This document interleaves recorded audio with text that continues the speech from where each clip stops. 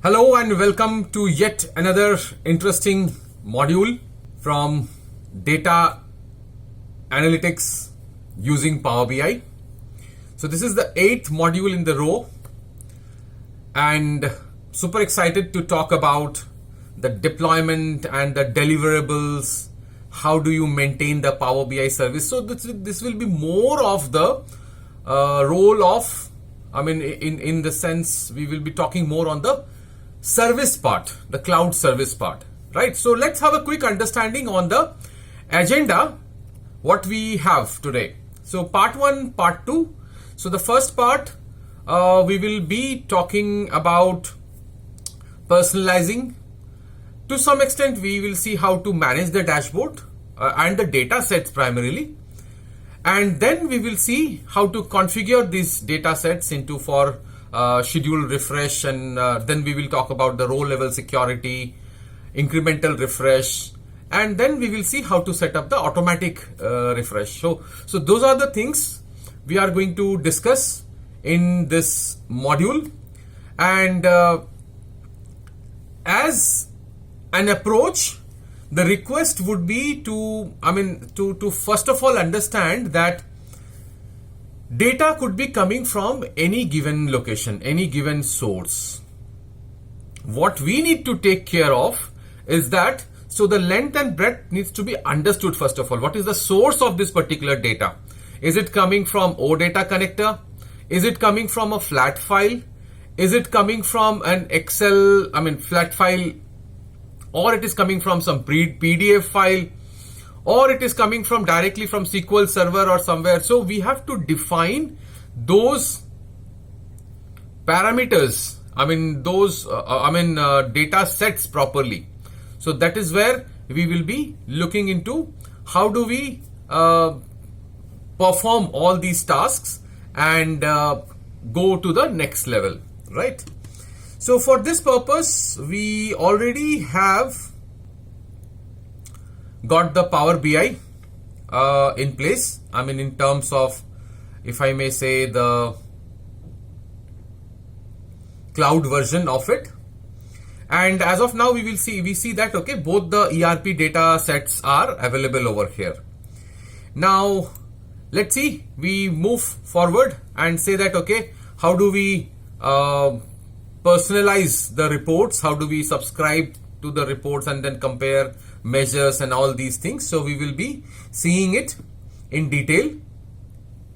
In terms of the, if you say that whenever you are creating a chart, how do we go to a focus mode and then personalize that? So in terms of, let's say, the chart, in terms of the legend and other things, we will then see how do we actually go about working on the concepts of report settings, and then going to the desktop version, going to the cloud version, and then maybe we can just move into the different pages and then work around. So the personalization is very, very important, and we will also learn how to manage the data set. So both these things back to back we are going to see over here. Let's take an example of the worked files, and we take one of the worked files. Let's take an example of the data source file that we worked in module number 3. So we have, so from module number 4, we started working with the ERP data, but before that, we had already got data from, let's say, GitHub, and got data from some, NASA's data, meteorites data and other things, right? So the first thing first, we go to options, and we have options to see whether all the parameters that are mentioned over there, so they have the possibility to change alignment, accessibility and other things. So if you go to the current file, you will see there is an option which says personalize visuals.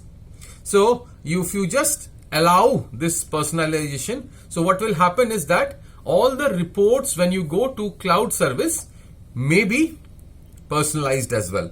Apart from that, we also need to work towards the understanding of whether Q&A will be supported. So all these things you can see that, okay, by default they are selected. So I mean, you need to just, based on your requirements, you can just come here and then work towards getting the data aligned properly, right? So this is from, so you can see that there are some global and there are some current file settings. So the first, I mean, some of the global settings, if I may just review over here. So the data load here, what happens is we can, I mean, the major task is to work with the time intelligence, and you can see that data load time intelligence also, it says that it is automatically date and time for all the dates that you see. You have a choice. You can always convert a date and time to a date based on your requirements. Okay. Sometimes what happens is that you will notice that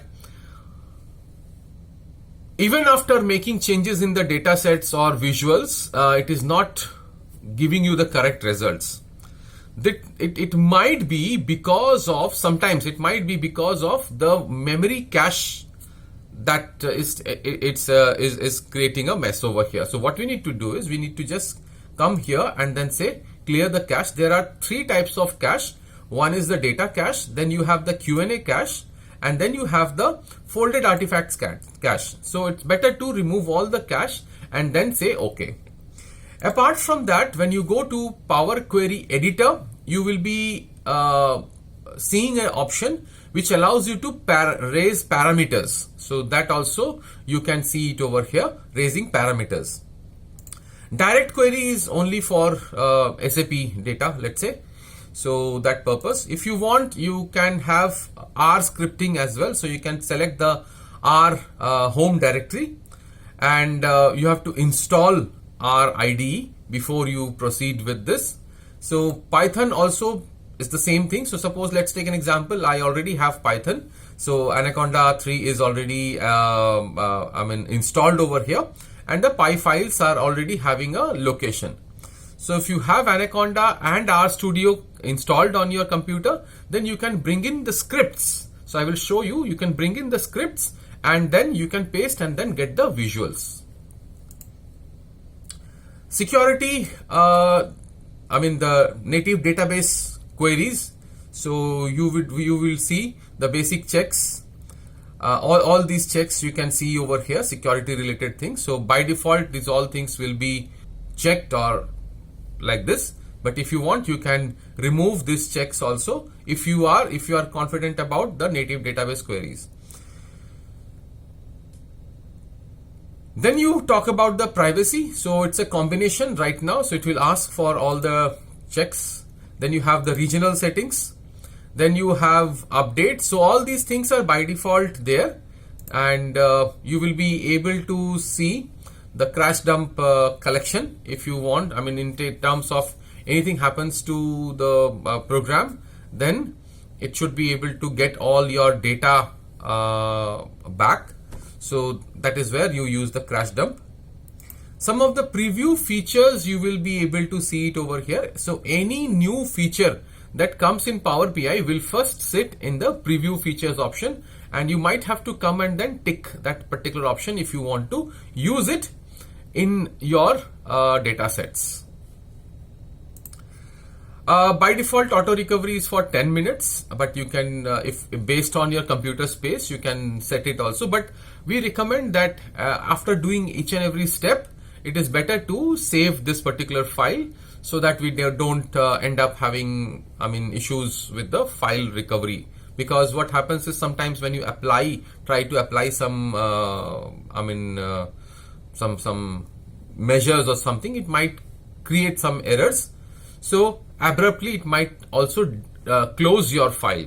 So at that time you might not be able to recover all the old data or history. So it is always better to actually set this auto recovery and also to save it in regular intervals.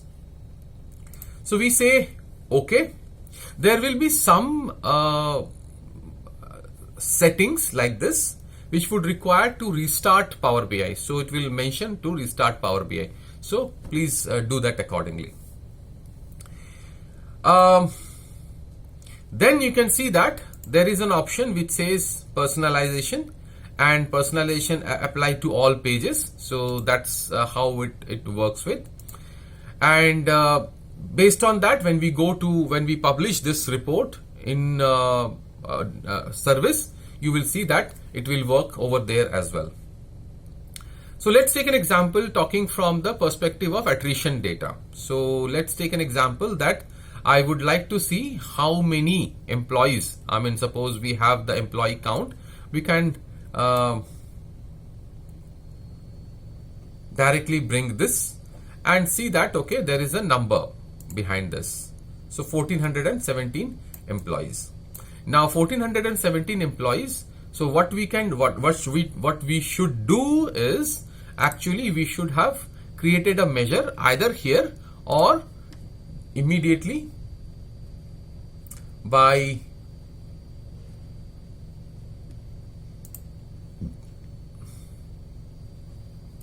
it's always better to do this.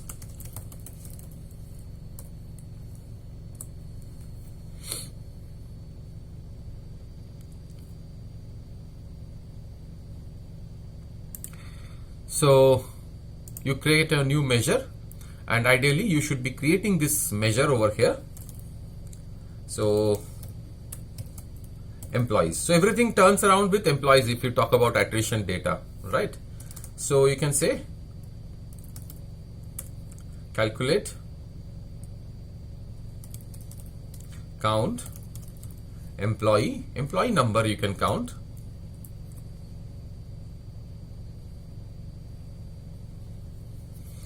So ideally here we should be having this employees, and it will give you the correct answer over here as well.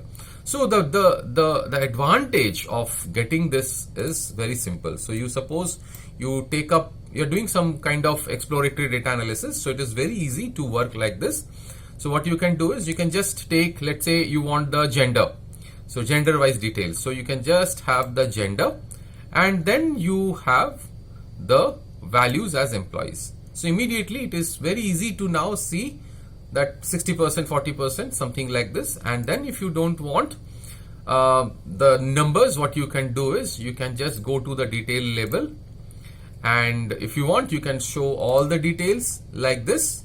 And then what you can do is we can switch off the legend, convert it into a donut chart or a pie chart. So based on the understanding of the project. So now this one employee details can give you so many different options. I mean, suppose if you just go as a funnel chart and you just bring in the same employees and then bring in the department. So instantly you can see there are 3 departments where the data is distributed. If you want, you can just convert it into a donut chart and then go to the detail label, get all details, switch off the legend. This is my practice. It doesn't require, it doesn't mean that you have to practice the same like this. So likewise, what you can do is you can bring any number of data points over here. So you can say that, okay, we have hiring date and all these job satisfaction. I mean, all of them are based on parameters. I mean, if you talk about I mean, by job role, job satisfaction. So you need to first of all have an understanding about the data. So you have the data understanding, business travel. So if I may just say that, okay, what is the level of business travel? Right, so we have business travel. So if you just bring in business travel, it will not make any sense. It will simply say 3 types of business travels. But then if I just convert it into this and then say employees, so it will say that, so most of the employees out of your total number of 1470 employees, you can see it's very easy to understand over here. So it depends how you want to showcase the data. There are multiple options available, and what we will now do is, why we are developing this is because we would like to take this to the cloud service and then work over there in terms of parameters and other things. How do we make it more structured actually? So let's say it's very simple to now understand that out of 1470, around 1000 people don't travel much, so rarely travel, and then you have frequently travel people, so which is like this. So which means that this company, if you talk about the pandemic situation like this, let's say, so you can see that this company will not have any issues in terms of business travel. So most of their work is happening within, so they don't have to travel much, something like this. So now if you just go to some other factors as well. So let's take an example. We are moving towards an understanding of, let's say, a tree map. And so tree map, when you place, we need to be aware of that, okay, what are the parameters that you would like to see over here. So anyway, our value becomes employee, but then there are certain things like the job role. So let's say, so you can immediately see the job role.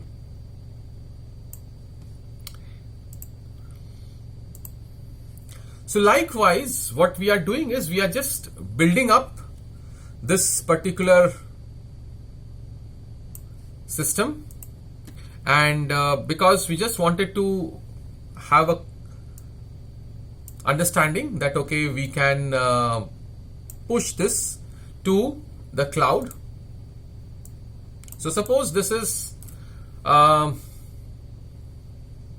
number of employees, and there is something called age also. So suppose age and number becomes the most important thing, right? So if you just may say here for employee HR or something, so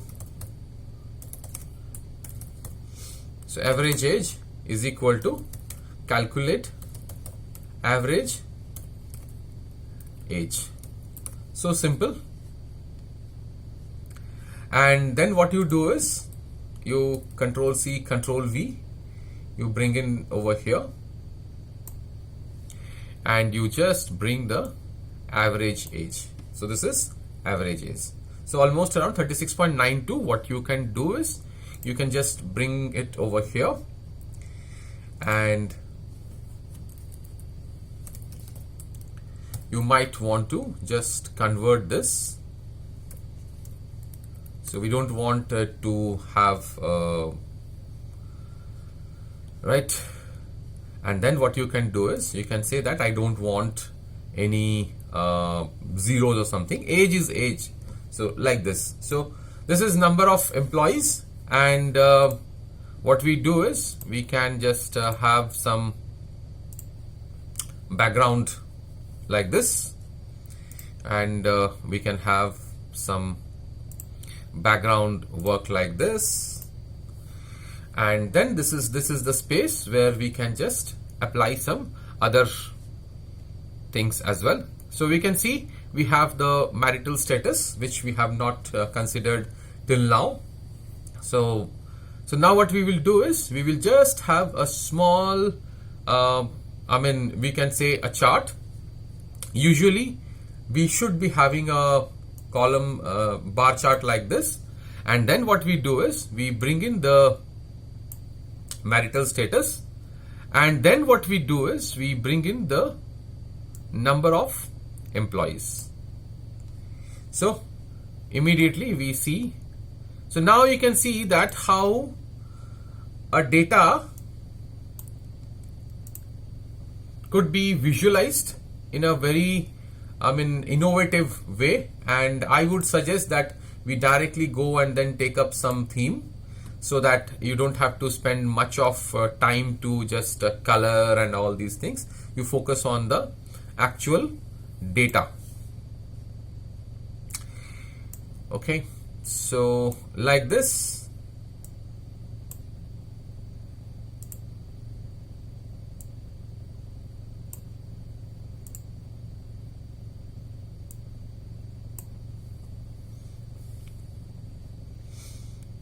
Like this.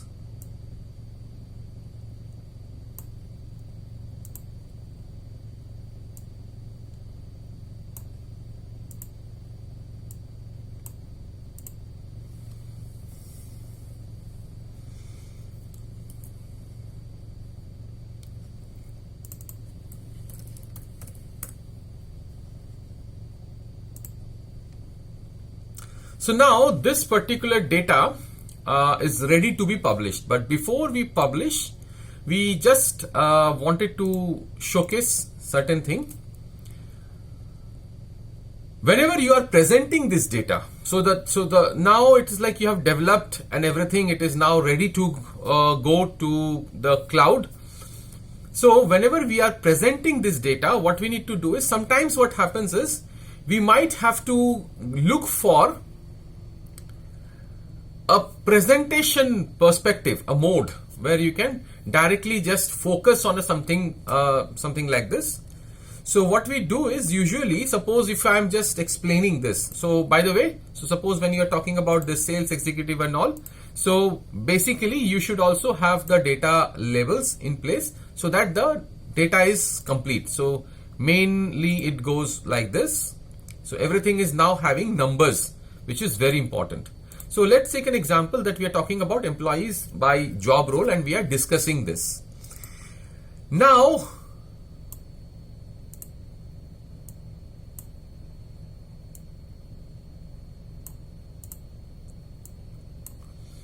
okay. So now what happens is, when you are discussing a particular topic, let's say we are talking about the job roles, and we don't want people to look into other factors or parameters. What we usually do is we click on this particular 3 dots and then go to this option called Spotlight. So what happens, they will be able to see that something is there besides, but we can just focus on a particular component, the details of this particular project, something like this. So here what happens is, we are focusing on a particular topic and problem, and now suppose if I just click on sales executive, you will be seeing that all the other charts are getting affected, but the focus stays on this particular chart only. So if you just click outside, it will change the focus. So now this is completely a chart wherein you can just click on a particular option and then you can see this details. Sometimes what happens is, when you are suppose clicking on these parameters or options or these sections, you might want to not just only highlight, but you want to filter them. So in that case, what you do is, you just go to this format option, edit interactions, and now you will see that they are all in the highlight mode. You can choose to go for the filter mode also. So here it is already filtered, and here also you could filter.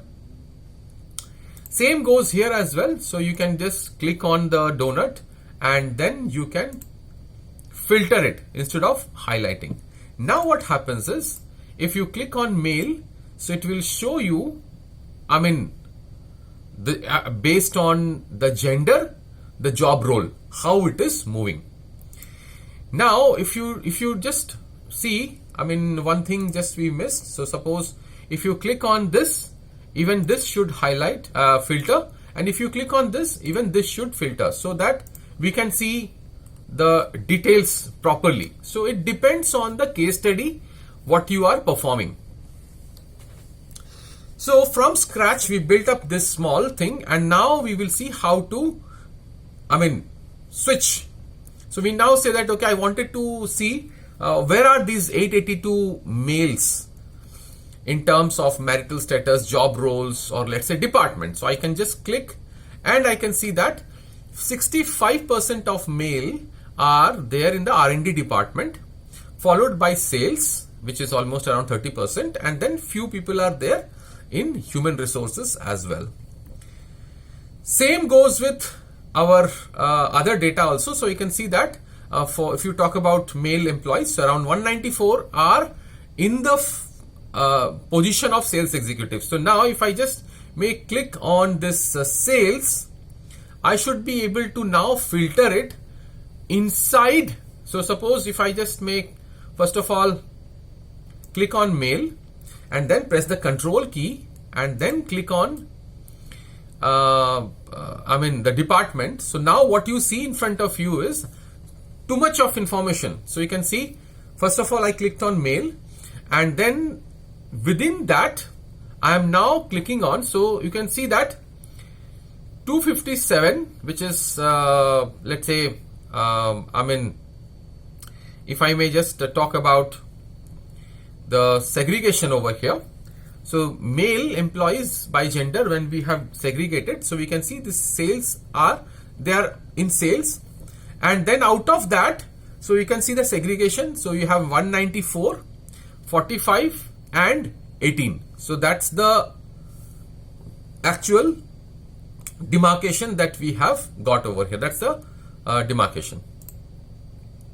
If you now click outside, so you can see that 882 males. If you click, so you can see 257 are in sales. So if you now click on 257, so you will see out of 257, so you have just cross filtered over here. So if you talk about now sales perspective, so now you can see 257. So it validates the data also. So from when you are clicking over here, you can see 257 sales people.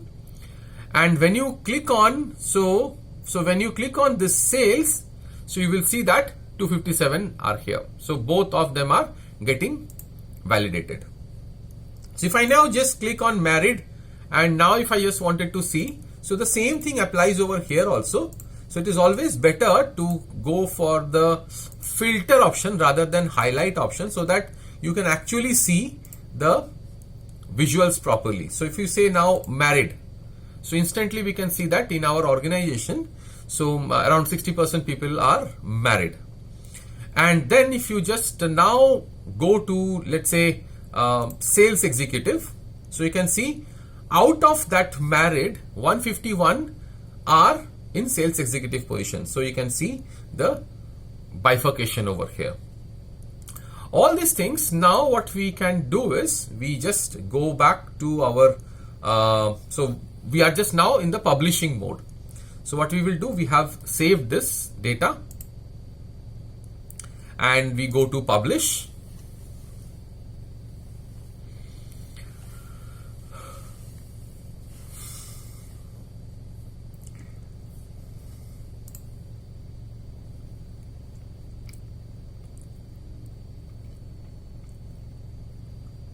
So we have already created the folder on cloud where we are publishing this details.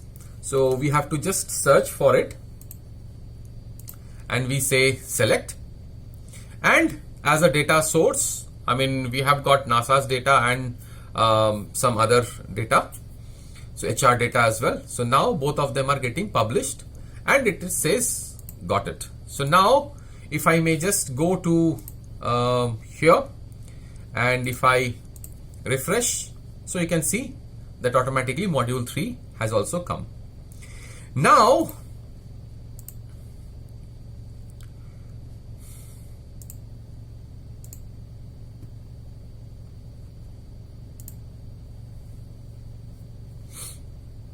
okay, so now what happens is, now we go to the report. So this is my report, and you just now can go to a particular visual. So this is a visual, and you have options. If you just go to edit, so when you click on a visual, you should be able to view all the details of that particular measure or chart that you have created. And the best part is that you can also edit these interactions from here, and you can apply bookmarks. So all the things that you have seen over there in the desktop are applicable. I mean, to some extent they are applicable over here as well. Now the most important part is, if you want to, let's say, work on this particular data, and if you want to use your own concepts to bring about changes in this particular data. So what we do is we go to file, and then what we do is we can personalize this particular entire report. So what we can do is very simple. You can just say save as, and you can say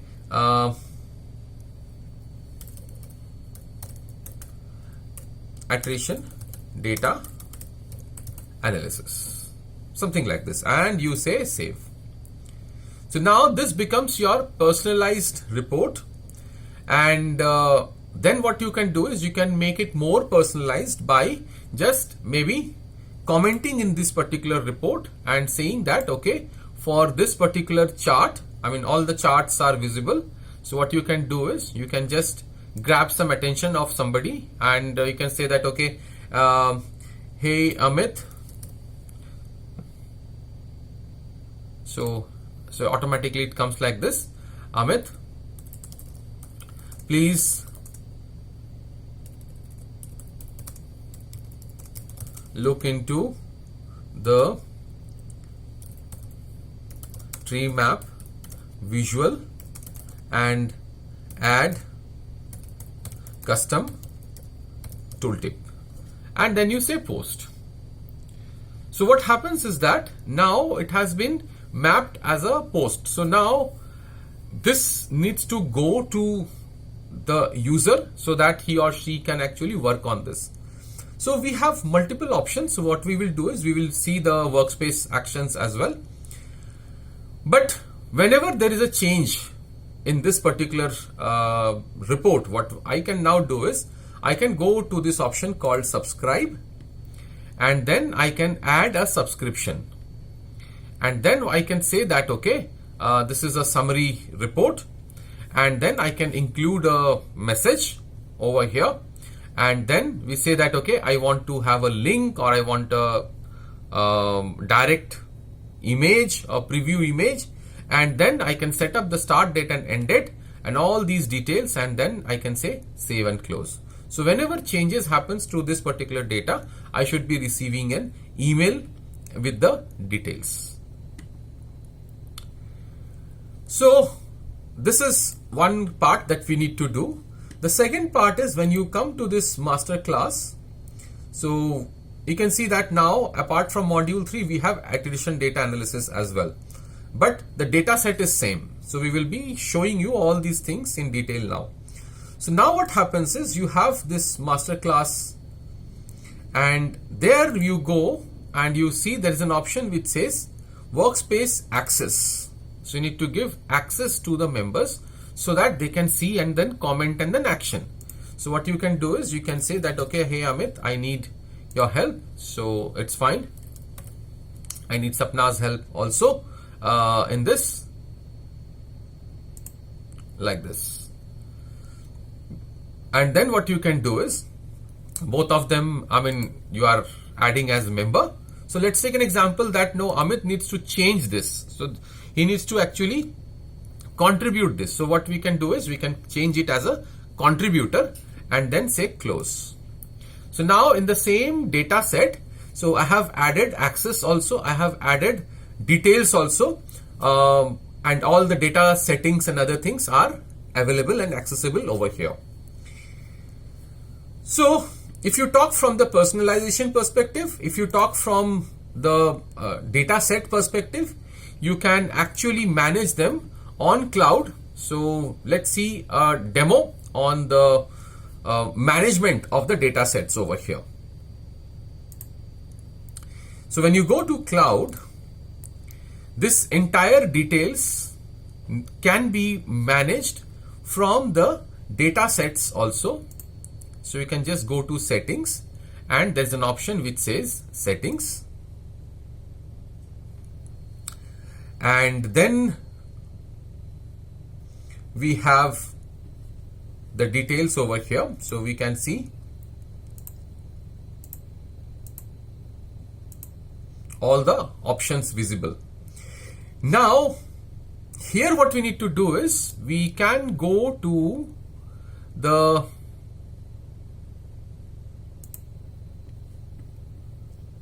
data sets. So suppose we have the data sets in place, and there we can choose to go to the settings. So now what happens is these are now the data source settings that we have. So now you can see that the data sources are, these are the three data sources that we have got. So module 3, module 6 and 7, and data sets.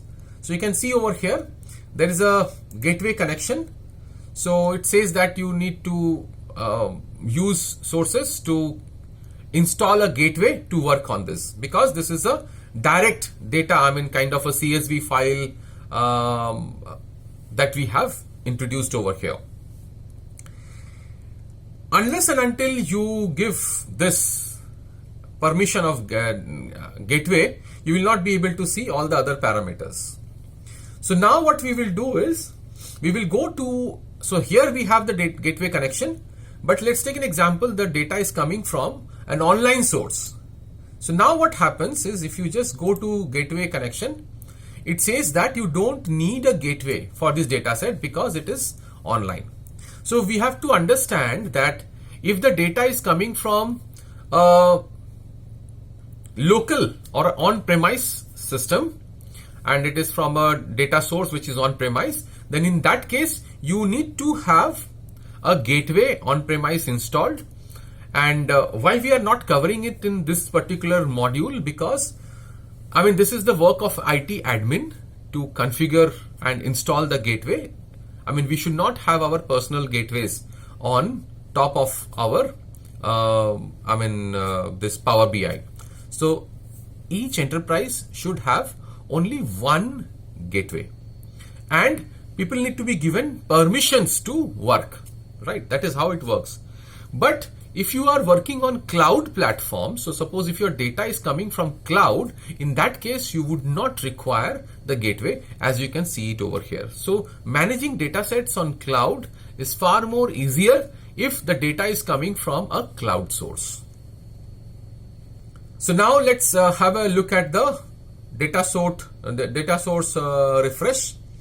So I mean if you have a Power BI server setup, then you will have refresh plans and other things. I mean in terms of, let's say if you have details coming up from the perspective of, I mean if the data is from remote source and you are maintaining it in a server, so Power BI server, so in that case you would require the data source refresh kind of thing. Otherwise it is not required. So now what we will do is we are going to understand how the data refresh will work, and how the row level security also works, and how do we give access to the data sets, and we will have a quick look at the incremental refresh concepts as well over here. So this is what in this part 2. So we will configure data sets, row level security, and let's have a demo on this.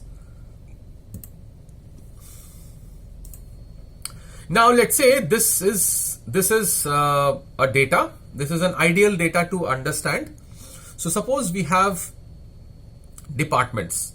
So we have sales department, and we have human resources department, and we have research and development department. Now if I just go to the data over here, so you will see that we just have these three departments, and they are mentioned based on the based on text. I mean there is no as such department ID or something which is mentioned in this particular data, right? maybe for security reasons or so.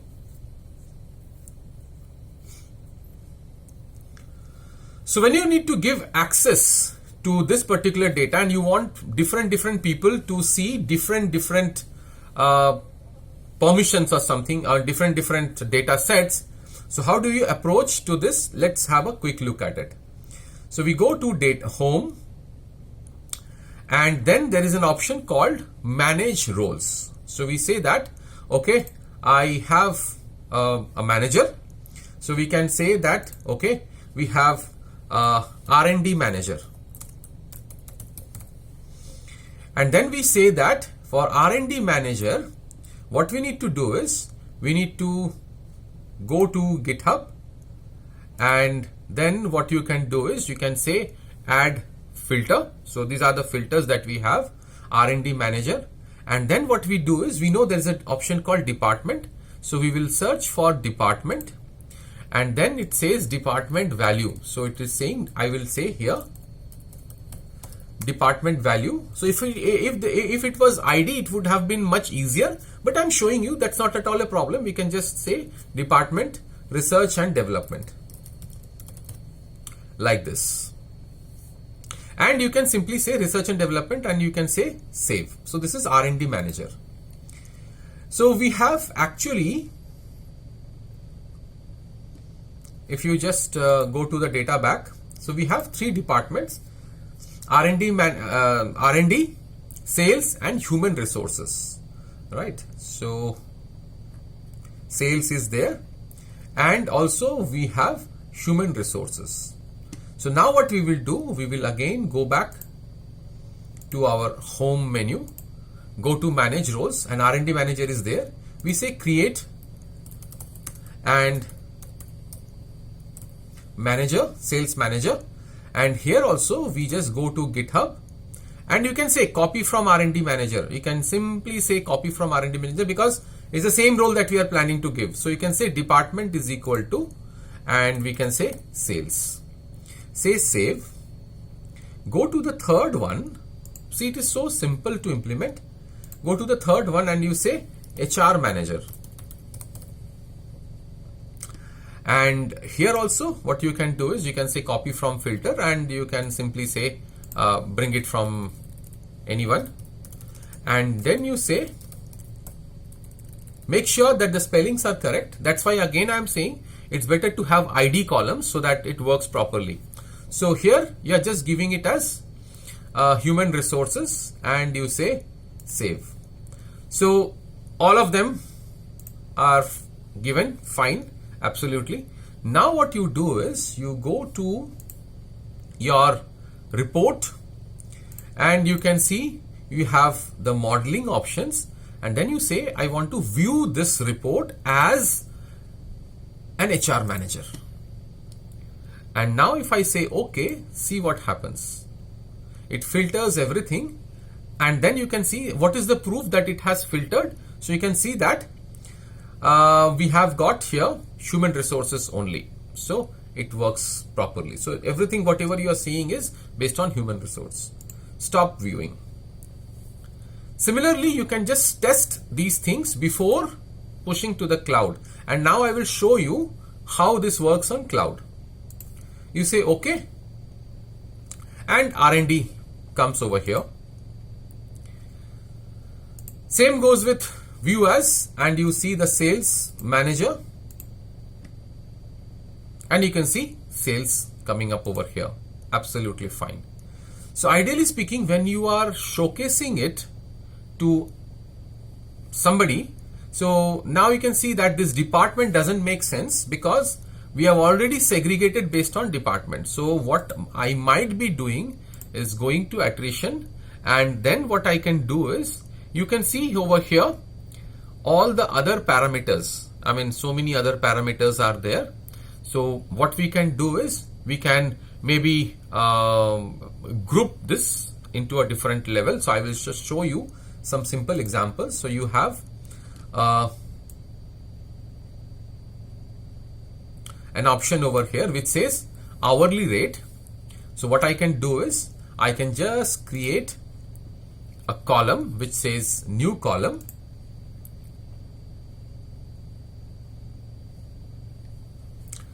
And then what you can do is you can simply say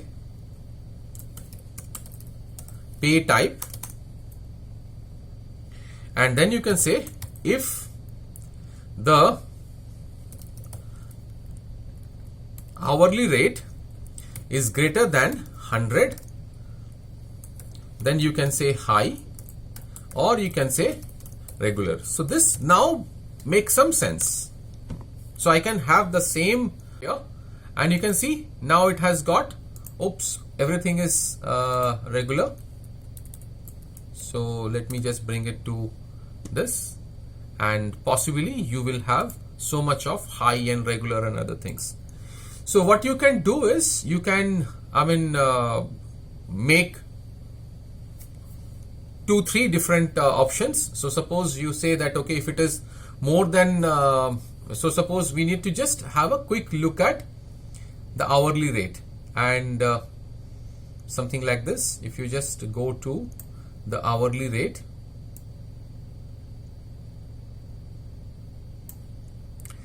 and you can straight away see it starts from 30 and it goes till 100. So 30 to 100. So what we can do is we can have 50 to 80 as a band. So how do you do this 50 to 80 as a band? Let's see this example. So we go to pay type, and we say that if it is more than 80, then you say high.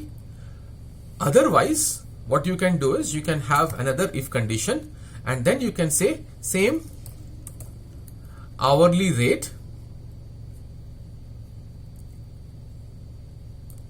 and then you can say over here more than 30,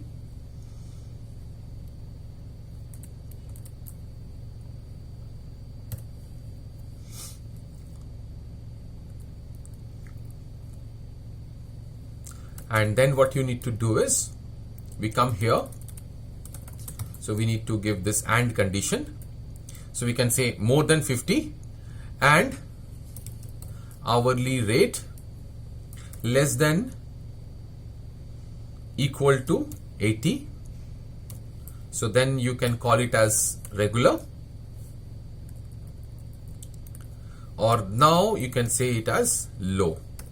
So ideally now you have got 3 conditions. Let's see how it works. So now we should be seeing low, high, regular, all these things. So now what we will do, we now have a good understanding in terms of the employee department. Instead of department, what we will do is we will just take the pay type, and now it will make some sense. So now you can see regular, low, high, everything you can see over here. So most of them are falling under the regular band. Now when you see this as, let's say, sales manager, it makes some sense. So everything will change based on the managerial role. So this works absolutely fine. And now what we are going to do is we are now going to publish this to the cloud. Save changes, definitely. We publish this, and it will ask to replace. We say, okay, there are 2 reports which will get impacted due to this data. So one was the copied report that we have made. So we have not made any changes in the data, just the measures and other thing, and some kind of calculated columns we have created. So it should not have much of impact over here.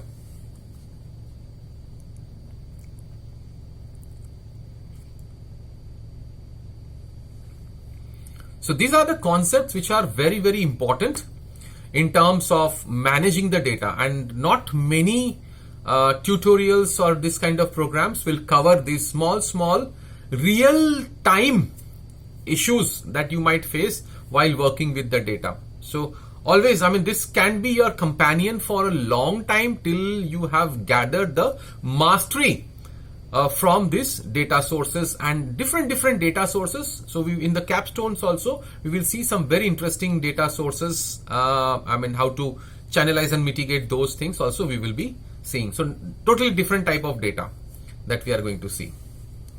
So maybe some Excel data, maybe some JSON data or CSV data. So now we have got this and we say got it, and we are done with this. We can just close this. We go back to our cloud, and now what we do is we go back to our attrition and module, and everything is fine.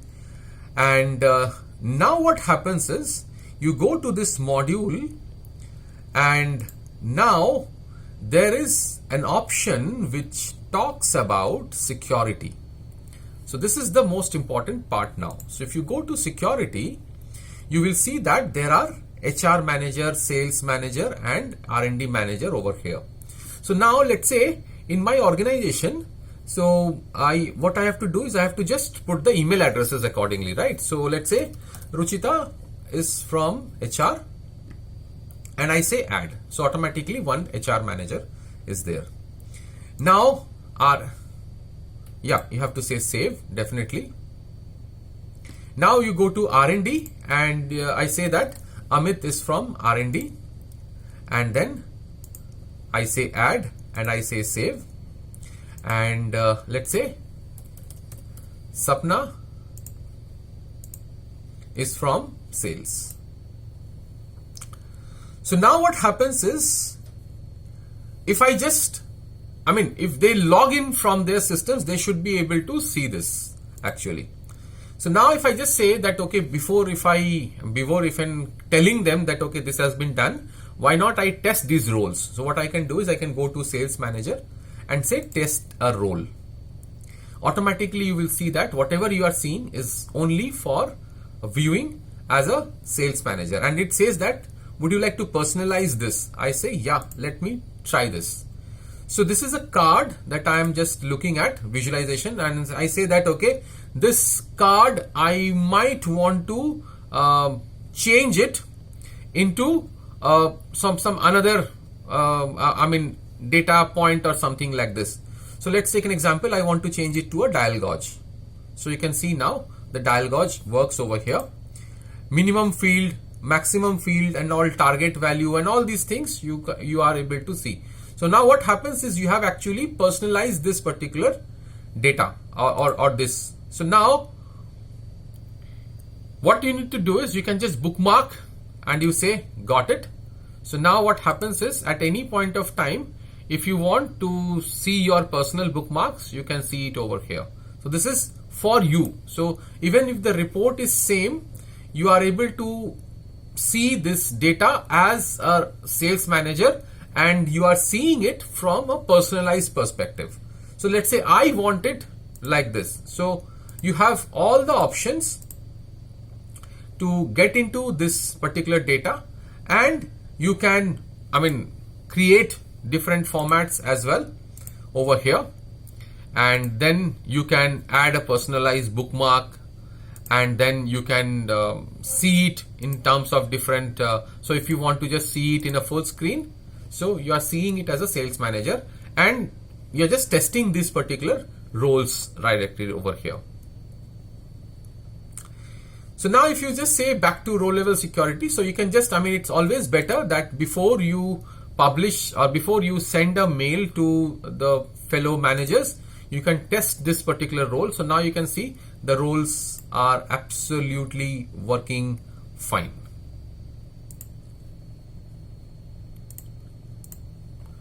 So this is how you perform row level security.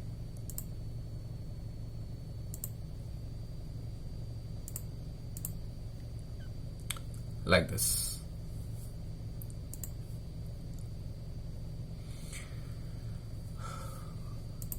You may want to export this into a PDF or a PowerPoint, and you may want to share this. So when you are sharing it, you can share it with people in your organization, or you can send it as a Teams and copy a link and directly within organization, or you can just send it people with existing access, or you can specify people also like this. You may copy the link, and this is the link, and this link can be used within the organization definitely, and it can be viewed. So something like this. And these, suppose this is a good report, and I have to just come every day to this report, but this is in a, you have to go to this folder or workspace or something. You don't want to go every time. What you can do is you can simply click on this option called add to favorite, and next time onwards when you come to favorite, your report will be here. So this report will be visible over here. Directly you can go to this particular report. Now people from their own logins, they will be able to see their data only. You need not worry about this particular part.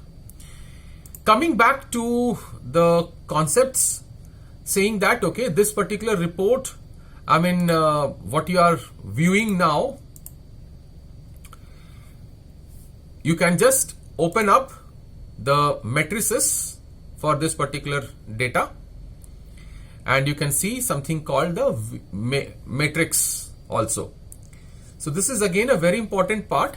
Once you have published this particular report, how many people are seeing it, which platform they are seeing, which page they are seeing, how many pages they have viewed, these all things can be seen from the perspective of the data, something like this. So if I just can take some other workspace, let's take an example. So I just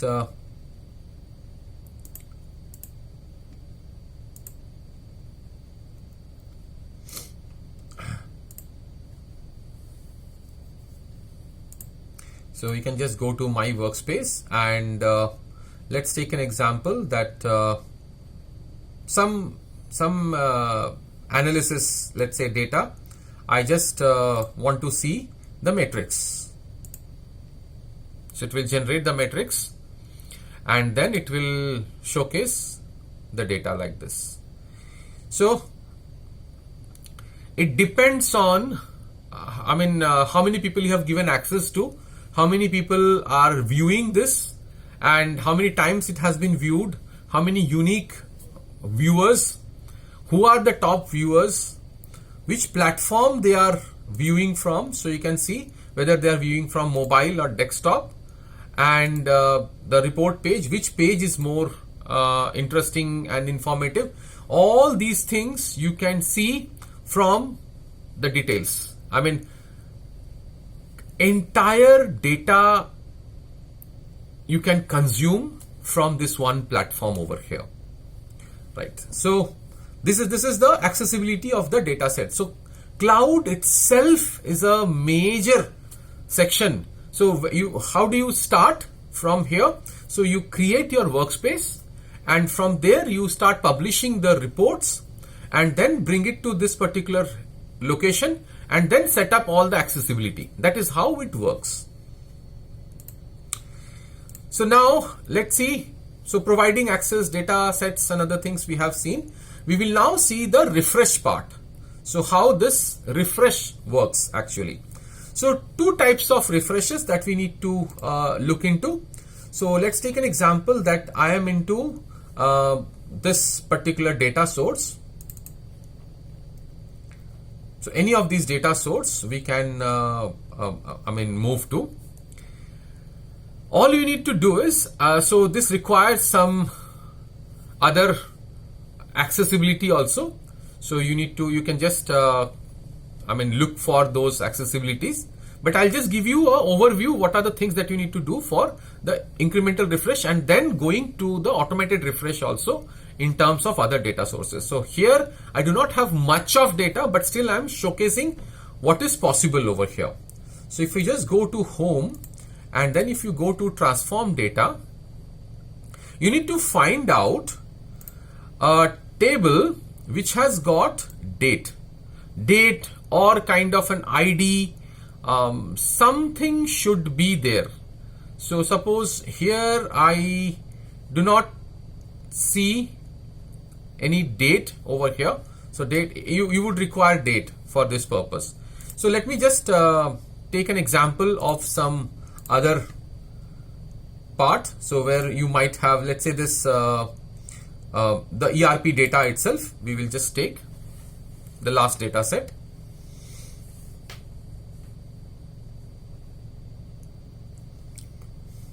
And I will just show you the pointers what you would require to perform the refresh here and perform the refresh on cloud. Both the things you will be able to see. So if you have a large amount of data and you don't want the data to get refreshed every day, so what you can do is, the entire data every day, you just want an incremental delta part of it. So what are the changes that you need to do? The first thing is you need to look into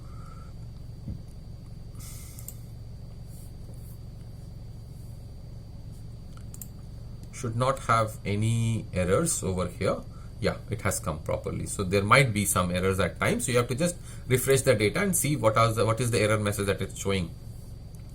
So first of all, what you need to do is you need to create parameters. So we will see how to create parameters. You just go to new parameter option from the home menu, and you just say something like this, param start, and we are talking about a date, let's say over here. So we say date, and then you say any value, and you give a old date, let's say. So I'm just giving it as 1990, something like this, an old date, because I know that data starts from 1996. And let's say I give another option, and we say here param end, and we say date, and let's say we give 31/12 2020 2030. So you can see it should not be, so it is showing you that yellow mark, which means the format is not correct. Now the format is correct, and then you say okay. So what we are doing is we are just giving a parameter to work on that particular data. So now what we will do is, how will you apply this? So you go to fact orders where you have the date, and you see there is something called order date, and you will find there's an option called date filter, and you go to this option called custom filter. This is how you apply the parameters, which is very important. And you say is after or equal, and you apply the parameter, it takes up automatically, and you say before or equal, and you say parameter, and there you say end and say okay. So then there are some other processes also. So all the processes, it would require your extensive research on, and then sharing it with the the cloud, and then changing some parameters. But just to give you an understanding how it works, so you can say here close and apply. So now almost 80% of the task is done. The only thing is that now you have to publish it and then change some settings in the cloud, and you would require the help of the server as well over here. So I'm just showing you that what you need to do after this, just one step. So what you need to do after all these things, after the parameters are set, you need to just go to this option called incremental refresh, and at the moment you will see this setup, because the parameters needs to be set up from the service part also. But just to give you an understanding, what you need to do is, you will see that this fact orders will now have an option to switch on incremental refresh. So switch on, and then you say what value you want. So you say enter value. So now remember, we have talked about the date. So what you need to do is, you will say that take last 10 years data, and then refresh rows for last 10 days. So what will happen? First of all, when it takes the data, it will take everything, because 10 years all data will come.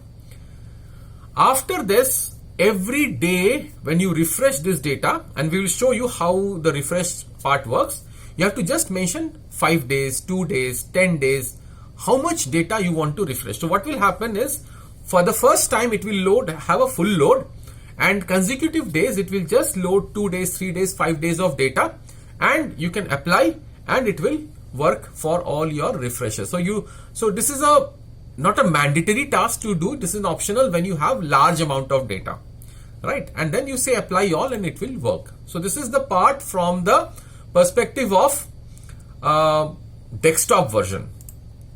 Now what we do is, we may just save it, and then what we do is we go to the cloud version, and there we go to our master class. And now what we will do is, we will see that, okay, module 7 is here.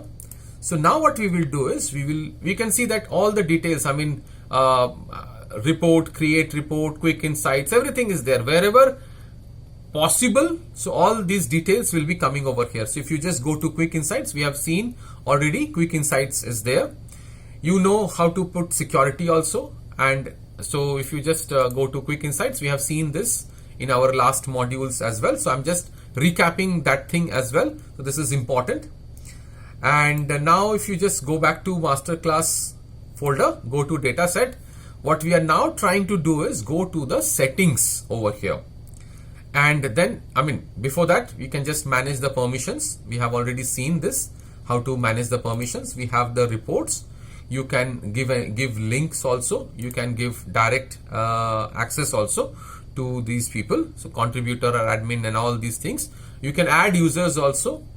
And you can give permission to the workbooks as well. So all the things, I mean, whichever reports you want, you can give them direct access.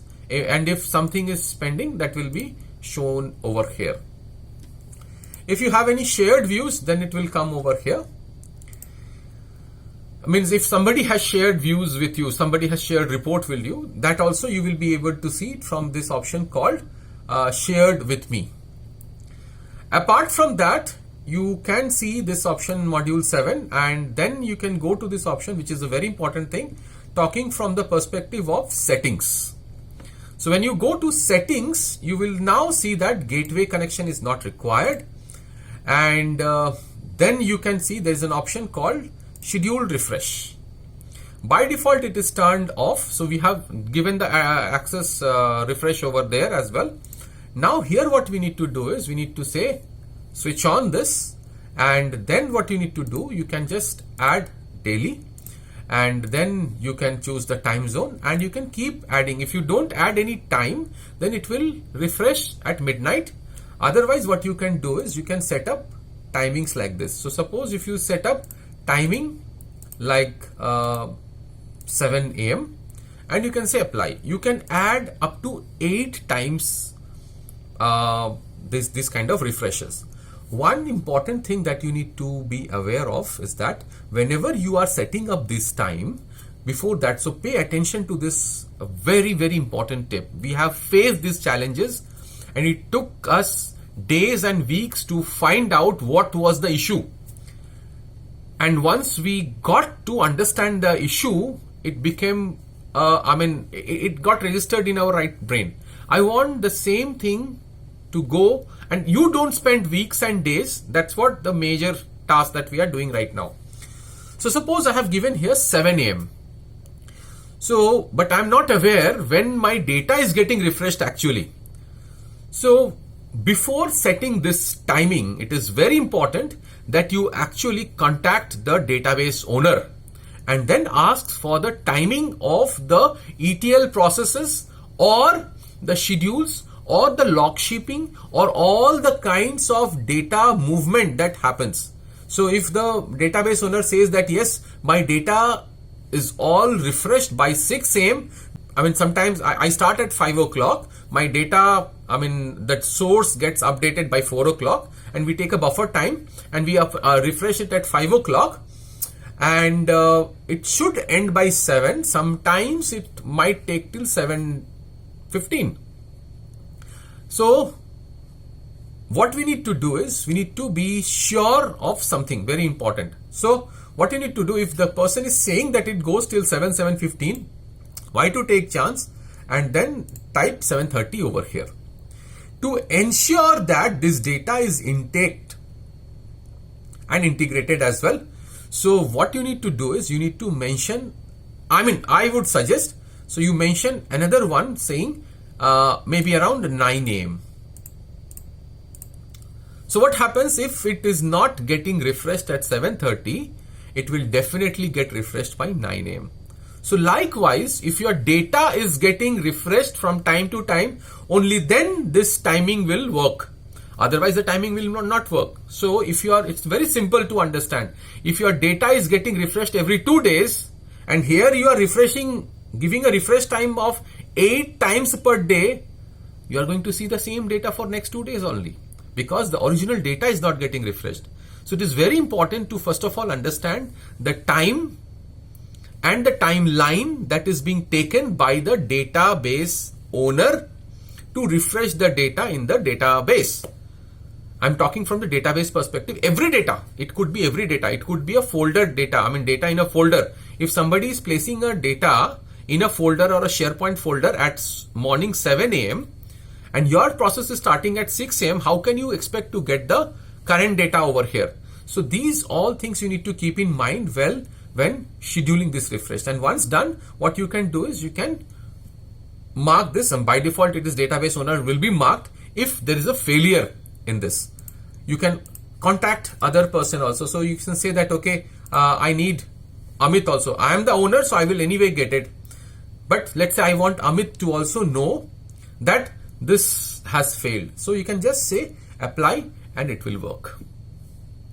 So this is how the concept of refresh works. There are so many such instances, so many such options we need to be aware of. So we have just seen a configuration of how the automatic refresh works. Before moving to the summary, there is one more step that I would like to mention over here. Most of the people, they don't cover this or they don't talk about this in detail. So it's very important that you know how is your data flowing. So suppose you have data from different sources, and somebody asks that, okay, show me the lineage of this data. Data lineage, data governance, data quality. These are the terms, these are the buzzwords that are coming up very, very shortly. It is nearer than what you think. So you need to just go to this option called view, and you can simply go to this option called lineage, and you should be able to see the entire lineage of the data. So now you see how it works. This is the perfect example of how lineage works. So you can see that there are two data sources. Now I will show you something very interesting. So suppose, let's say I go to this attrition analysis. So let me just open the report, attrition analysis, and I like this particular visual. And now what I do is I pin it to my dashboard. And this one also I liked, I pin it to my dashboard. So these two things I did. I go to my dashboard and I am now able to see the entire data flow, everything. So now this is also available over here. Like this, right? So this is absolutely fine. Now what I do is I go back to my view, and which is the lineage view. Now you see the magic. So data is coming from a text file, and so which is a text file? It is GitHub attrition data, and then there is a web file that is also coming. So this is a JSON file from NASA's website. And then you have two data sources, because 2 times we have updated. So module 7 and module 6, and both their sources are same, which is the OData. So this layer talks about the data. This layer talks about the source. This layer talks about the data set that has been ingested. This layer talks about the reports. How many reports are there? Module 3, and I made a copy of it. So from the copy of this attrition data, I gave this view and then put it into masterclass, and you can see the entire lineage over here, how this these things are working. So you can just arrange this. So this is ERP data. This is the dashboard where the reports are coming. So you can see how it is flowing. So if you just notice this, so actually speaking, this text CSV is flowing to module 3, then into attrition data analysis, and then finally into masterclass. So that ends our master class on Power BI, data analytics, business data analytics using Power BI. And I hope, you have understood and liked the journey from where we started, taking different small data set. And today we are talking about the data lineage, and we have created so many reports and dashboards and visualizations, and then we understood what are the challenges that might come, and what we have done is we have also understood the refresh part, giving access, and all these things we have seen in detail in this particular module. So the modules are now done. So thank you so much for joining this session and supporting us throughout this module and the program itself.